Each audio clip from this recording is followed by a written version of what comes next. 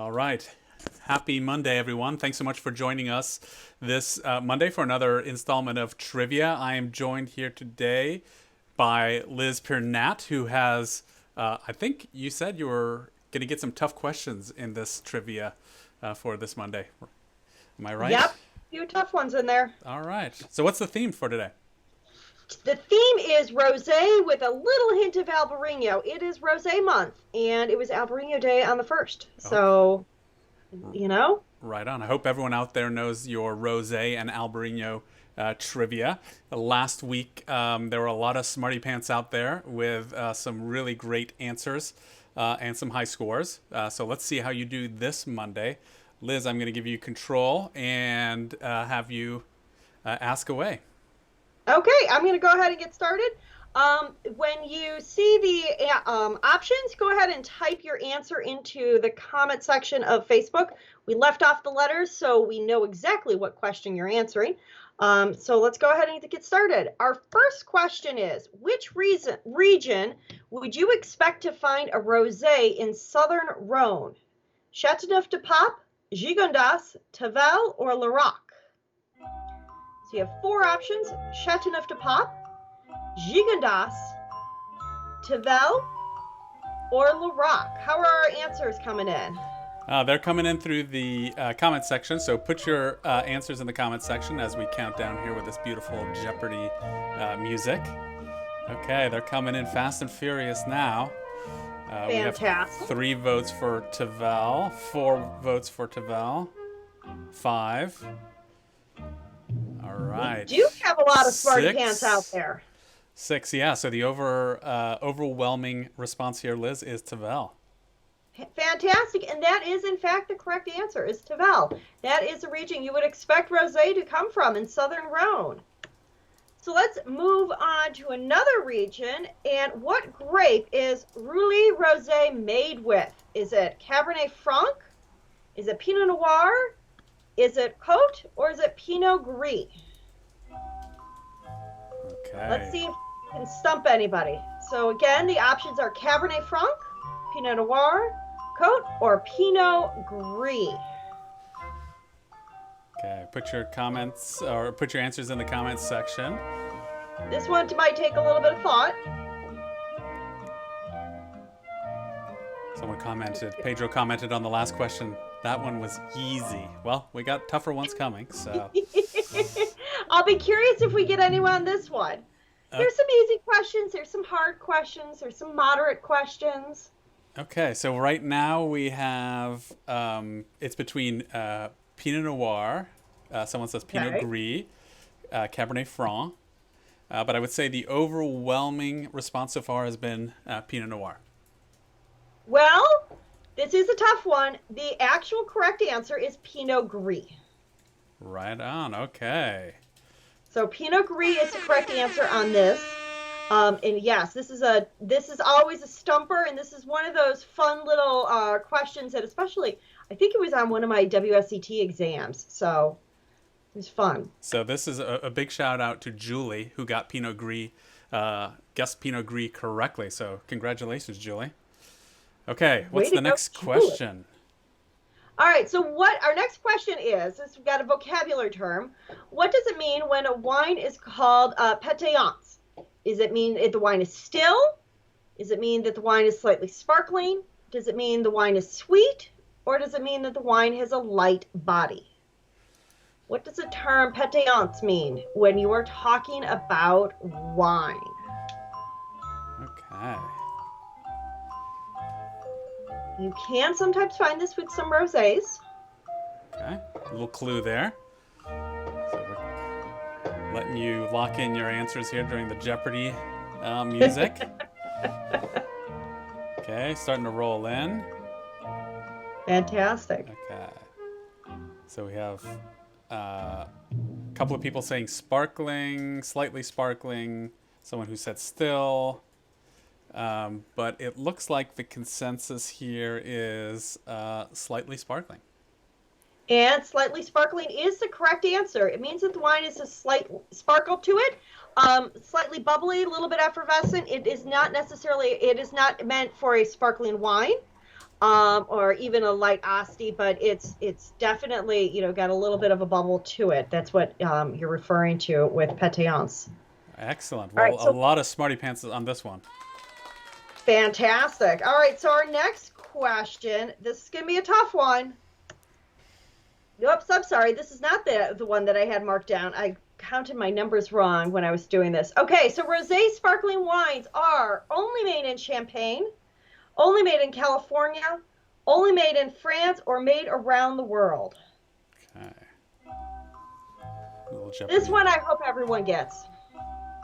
You'd be surprised sometimes, but I with know. our smart Facebook fans, I'm gonna guess that we're gonna get 100% on this one. Rosé sparkling wines are a favorite of mine.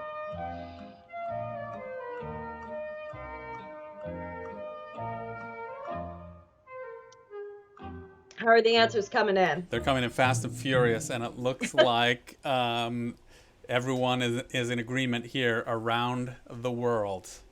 That is correct. You can make rosé sparkling wine from around the world, and you can find it in every country where sparkling wine is made. I should have So queued up the it's Daft Punk song here, Around the World, to celebrate this answer. that would be fantastic.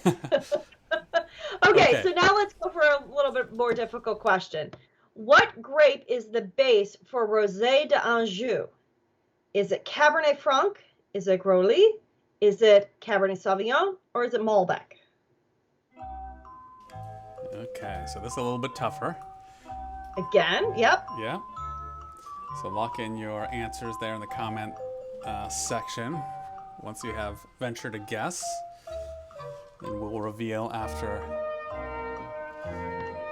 Alex Trebek's favorite song. And Pedro says, love Daft Punk. Well, you're in good company, so do I. Okay.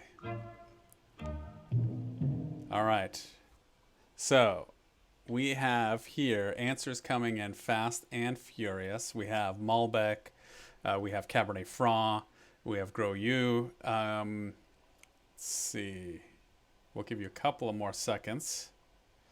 And I know there were some tough ones in this quiz, So I would say the overwhelming majority. Someone said Cabernet Sauvignon as well. So it's a little bit all over the board. So,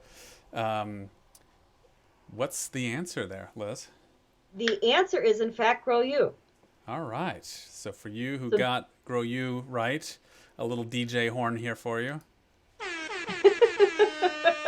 But yes, this is another one of those tough ones where it's a very unique rosé with very specific grape types that are being used. So another fun little Loire wine. All right, so we always have this problem, at least, all of us, when, we could have friends come over and visit. What is the best, and we're not in quarantine, what is the best way to cool down a bottle of wine quickly? Do you put it in a freezer? Do you stick it in a bucket of ice? Do you stick it in a bucket of water? Or do you do a mixture of half water, half ice? What is the best way to cool down a bottle of wine quickly? Now, whether you have somebody bringing over a lovely bottle of rosé that needs to be chilled quickly to be served, or you have a lovely bottle of sparkling wine. Okay. It's coming through here. They're coming in.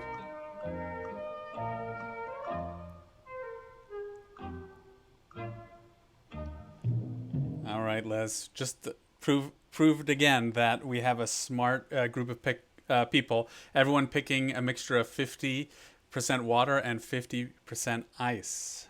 That is, in fact, the correct answer. Great job answering. And, of course, the one you never want to do is stick the bottle of wine in the freezer. Inevitably, you will forget it at some point in time, and you will have a giant mess on your hand. I can attest to that one. Yes. It's not a good way to cool it down, but a mixture of 50% water and 50% ice. You don't need to pull out measuring cups, but that'll help cool that bottle of wine down real quickly so it is ready to serve. So another, someone adding a little bit of context to it too, said add a little bit of salt to the water. And I've heard that as well.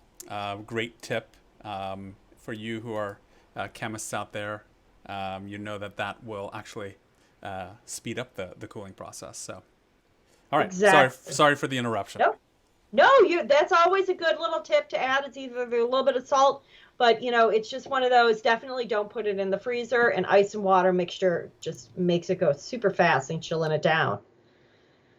So our next is, we're going on back to some vocabulary terms. What is enophobia? It's a fun little word, enophobia. What does it mean? Does it mean you're a wine lover? You have a fear of wine? You're a wine collector or a wine drinker? What does enophobia mean?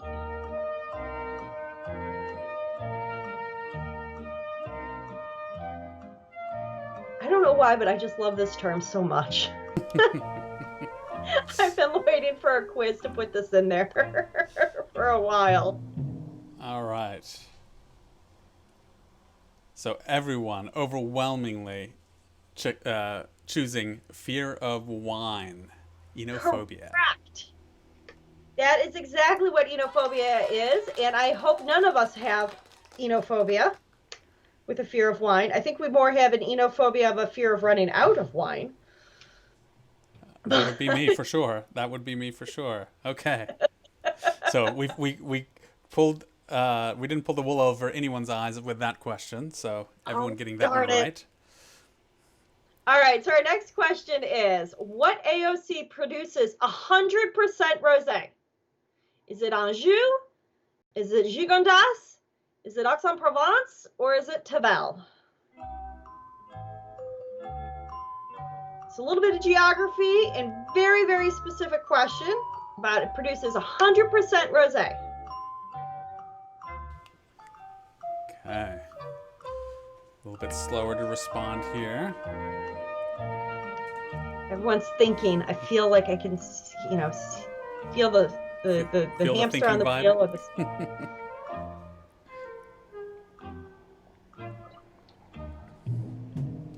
So which AOC produces 100% rosé?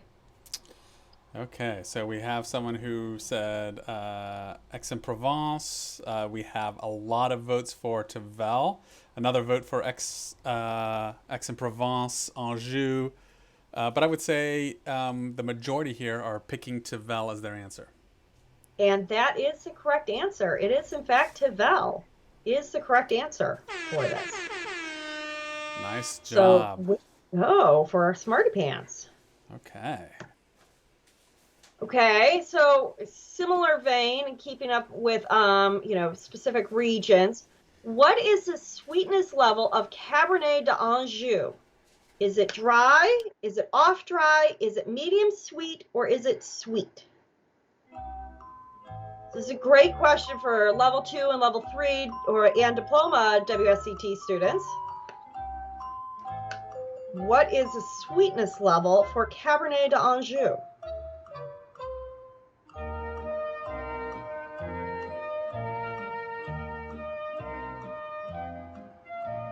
This is a fun little wine. Okay, we got some answers coming in here. Okay. Okay, we have someone saying dry, someone saying total guess off dry, a lot of off dries. So another dry. Yeah, so a little bit all over, but I would say the majority are saying off dry. So do we have anybody who put medium sweet? That would be a negative so far. We've tricked everybody. Ooh. Okay. The actual answer for this is a medium sweet wine for Cabernet de Angel. Okay, so I'm going to give this one a bicycle horn. Wah, wah. Okay. All right. Hey, Yay, I feel like I really challenged. This is good. This is something that this is a medium sweet wine. This always has the more residual sugar in the wine than you would normally expect. This is not what you normally find in a rosé, especially coming from France. So just a fun little thing to find out. All right. All right, so let's head on over to Greece. And what is the pink-skinned grape of Peloponnesian? And I am really terrible at pronouncing these Greek names. Okay. But this is a great trivia question. So it's Mescalero, Zermano, Xenomavro? I'm sorry, Athri, or Rhoditis. Okay. So what is the pink-skinned grape of Peloponnesian? Okay. This was always a fun little trivia question that I always loved.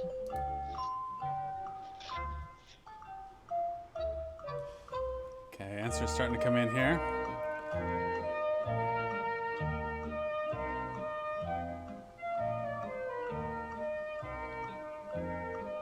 It's one of the few pink-skinned grapes out there, so it's a fun trivia fact to know. Okay, so I can confidently say that the answers are all over the place. So, The answer is Mescalero. okay. Moscafilero. Okay, so we do have some people who got that right. Congratulations to all of you who pegged that one as your right answer. Good job. That's fantastic. Okay, so let's go to another sort of vocabulary foreign language term. This one should be pretty straightforward. What country makes Rosado? Is it Spain? Is it Italy? Is it Germany? Or is it France? Okay.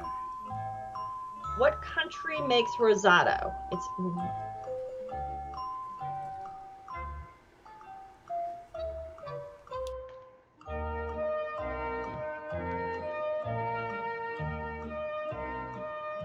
And when I was searching around for images, I honestly, when I typed in Rosado, I got this beautiful photo on the right, and that's the only reason why it's up there. I'm like, that's fun, and rosé, let's do that. Okay, so everyone answering Spain on this one.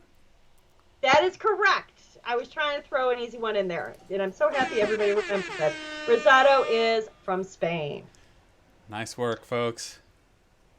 All right, so let's move on to Beaujolais Nouveau is bottled 6 to 8 blank after harvest. Is it 6 to 8 days?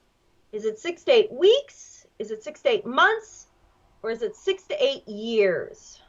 I know it's not traditionally rosé, but it's kind of like it, so that's why we threw in a Beaujolais Nouveau question. Plus, you created this, so you could throw in anything you wanted. That's kind of what I figured. So, so are we talking about days, weeks, months, or years? With Beaujolais Nouveau, 6 to 8 weeks after harvest. How quickly does it get bottled?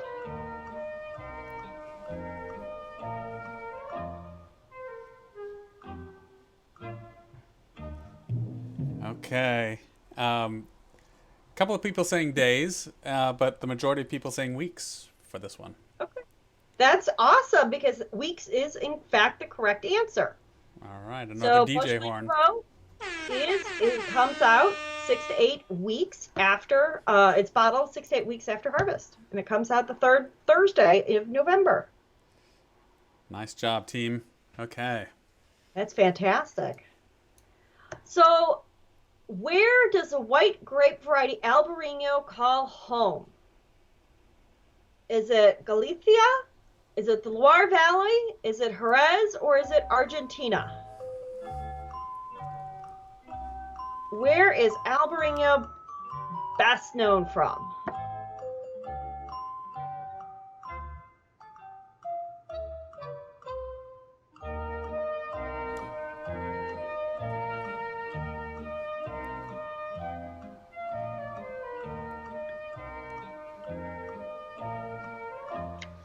This one, I'm hoping most of our people are able to get this one. Okay. Your hopes and dreams are coming true today. Yay! We do have some people saying Argentina, some people saying Jerez, but the overwhelming majority are saying Galicia. Perfect. And that is, in fact, the best known expressions of Albarino is from Galicia. So fantastic. Great job for the students that got that one.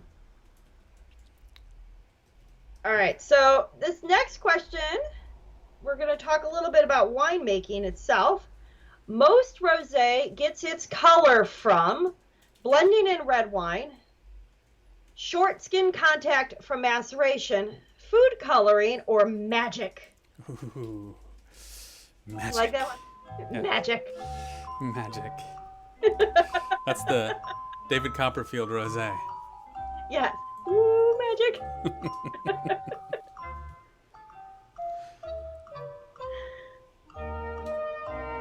Again, this is about what most rosé gets its color from. So I just wanted, covering a little bit of winemaking.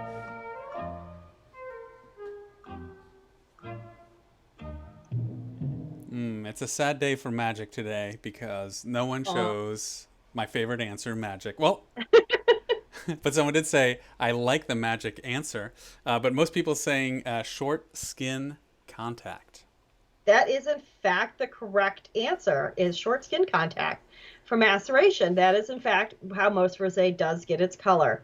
Usually when you're making rosé, we're talking in hours versus days or weeks with red wine. So it's always fun when you're talking about rosés and how they're made. I do love someone's answer. They said, well, it is a kind of magic, which is... It is a kind of magic. It is, and especially, a beautiful rosé on a hot summer day. So. Okay. And Alyssa saying all wines are done with magic. Yes. Yes, so true. Okay. All right, so our next one, just to kind of wrap up some of the discussion points that we were talking about with other wines, Rosé de Loire wines can contain Cabernet Sauvignon, Cabernet Franc, and which of the following varieties? Rolu, Noir, Cinsault, Mourvedre, or Merlot? Kind of ties back to some of the questions that we asked earlier.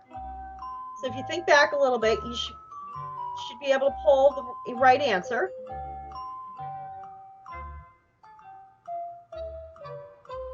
But Rosé de Loire wines. De Loire.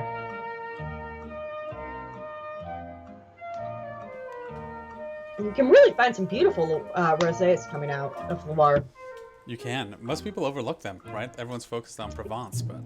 Exactly. They, go straight to the Provence section and, stick there when Loire's got some really fantastic ranges of wine. Okay, so we have answers pretty confidently all over the board here. I think we've had a choice of every one of the answers. So why don't you go ahead and reveal for us? Our answer for the Rosé de Loire can contain Cabernet Sauvignon, Cabernet Franc, and Gros. That is the Noir. Those are the three varieties that are most predominantly used for Rosé de Loire. And a shout out to many of you smarties out there who did get the answer correct. Congratulations. That is awesome. Okay.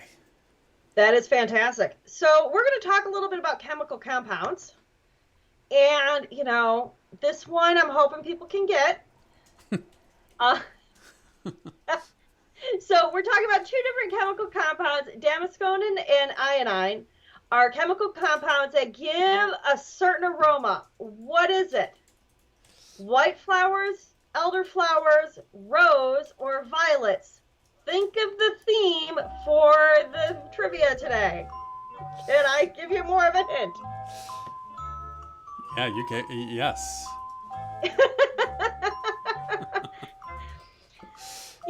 I kind of wanted to do something just a little off the wall that does tie back. Nice.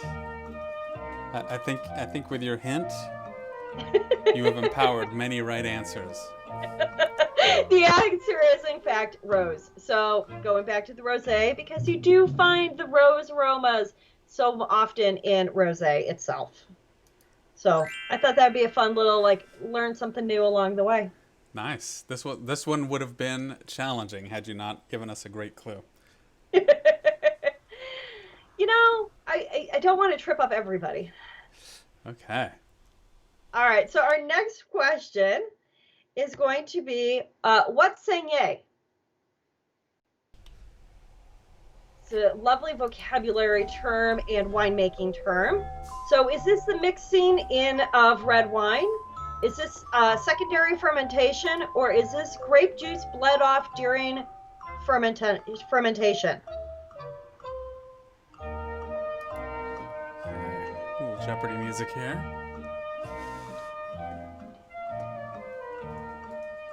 You know, it's always fun to throw in a little bit of wine production and, going through those terms and learning about different ways to make rosé.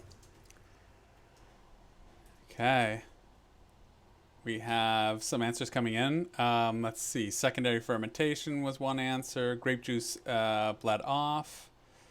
Mixing in red.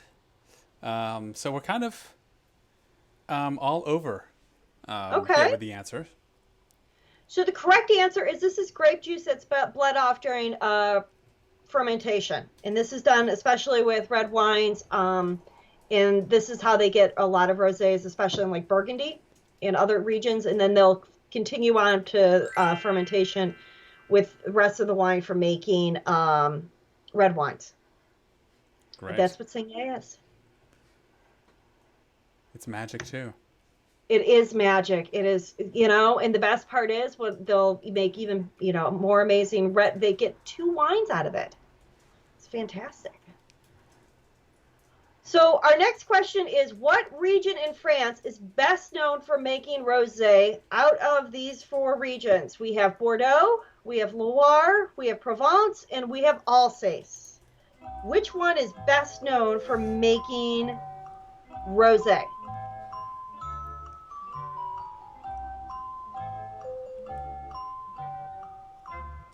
Let's see if our smarty pants get this one.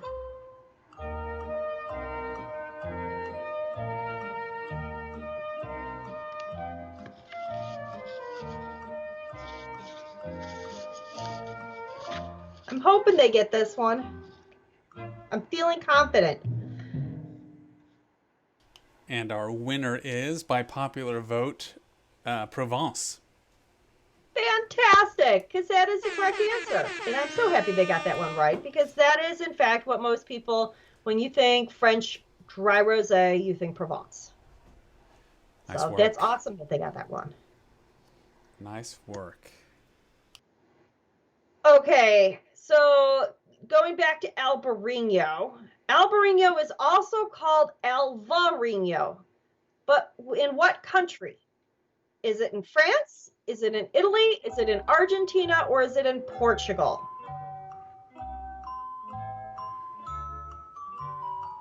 So Albarino is also called Alvarinho, but in which country is it called that?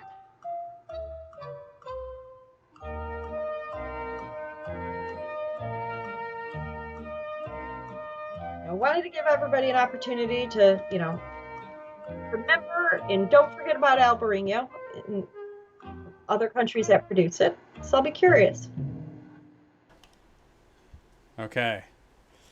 Again, by popular vote, the winner is Portugal.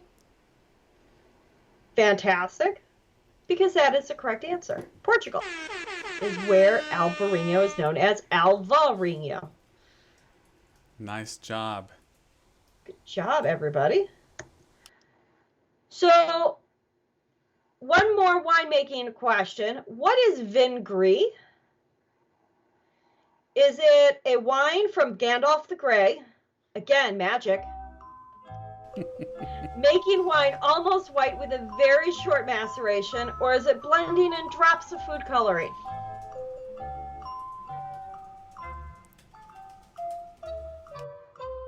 I wanted to throw some magic in there, but not quite, which is where the vin,